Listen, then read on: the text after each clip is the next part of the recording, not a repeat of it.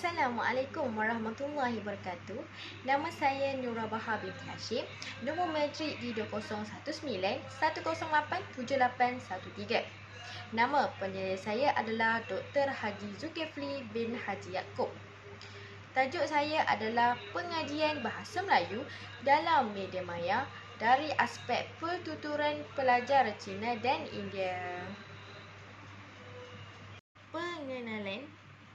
Pada zaman globalisasi ini, penguasaan dalam penggunaan bahasa Melayu dalam kalangan masyarakat di Malaysia semakin berkurang. Hal ini kerana masyarakat di Malaysia lebih gemar menggunakan bahasa rojak. Mereka merasakan apabila mereka menggunakan bahasa pertama ketika berkomunikasi, ia memudahkan mereka untuk berinteraksi dengan orang lain. Walau bagaimanapun, di pihak sekolah, mata pelajaran bahasa Melayu adalah bertujuan bagi melengkapkan murid dengan keterampilan berbahasa dan berkomunikasi selaras sebagai ilmu bahasa. Walaupun begitu, masih dapat segelintir pelajar yang mengalami masalah dalam pertuturan. Sebagai contoh, masih terdapat pelajar bangsa India dan bangsa Cina yang mengalami masalah dalam pertuturan. Oleh itu, pengkaji akan membincangkan latar belakang, penyertaan masalah, objektif, soalan kepentingan, batasan serta definisi konsep dalam kajian ini. Masalah ini adalah untuk melihat sejauh mana lagi masalah pertuturan yang berlaku kepada mereka.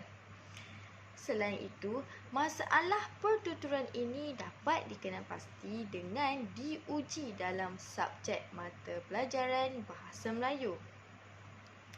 Seterusnya, rakyat Malaysia haruslah melahirkan generasi yang mahir dalam penguasaan bahasa.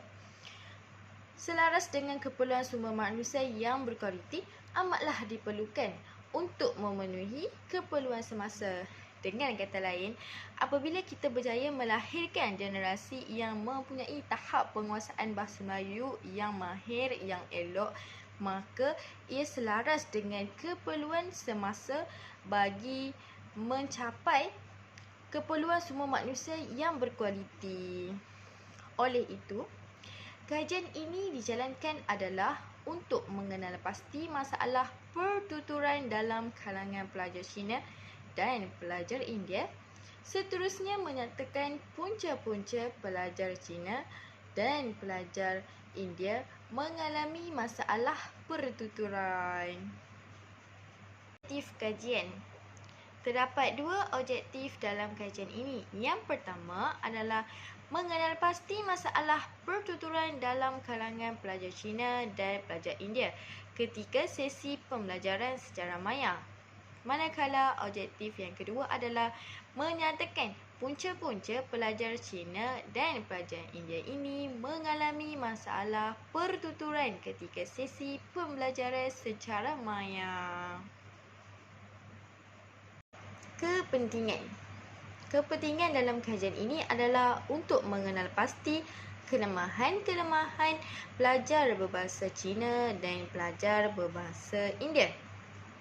Yang kedua adalah untuk membantu para pendidik mengetahui kekuatan para pelajar. Secara tidak langsung, apabila maklumat telah diperolehi, maka ia dapat dijadikan sempadan kepada semua lapisan masyarakat untuk meningkatkan lagi mutu kemahiran bertutur. Dan kepentingan yang keempat adalah untuk membantu penyelidik mengenal pasti kesalahan pelajar. Batasan. Dalam kajian ini telah dibataskan kepada dua, iaitu lokasi dan responden. Lokasi yang telah dipilih oleh pengkaji adalah di Sekolah Menengah Kebangsaan Metodis Tanjung Malim, Perak.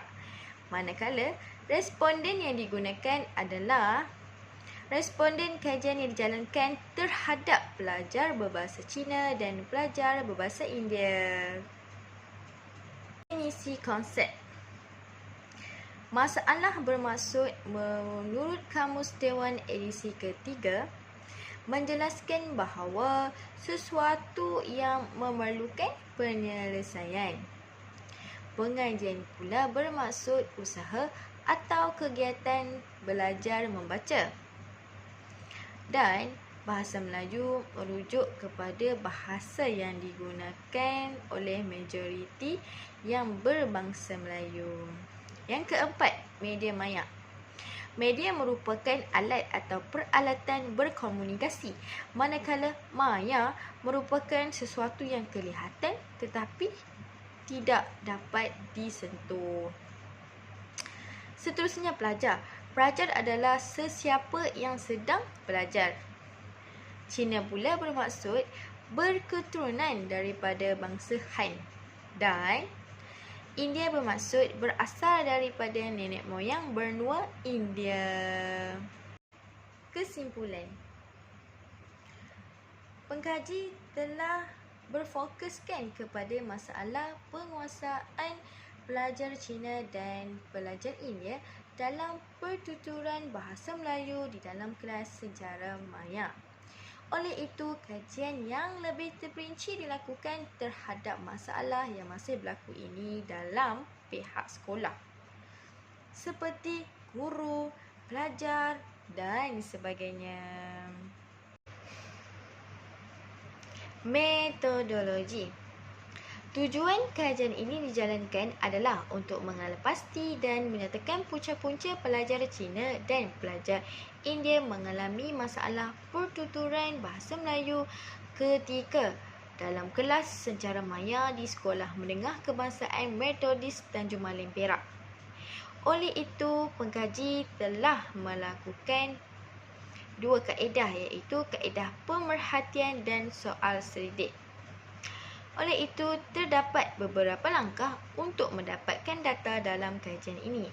Antaranya adalah seperti reka bentuk kajian, tempat kajian, responden, prosedur pengumpulan data, alat pengumpulan data dan penganalisan data.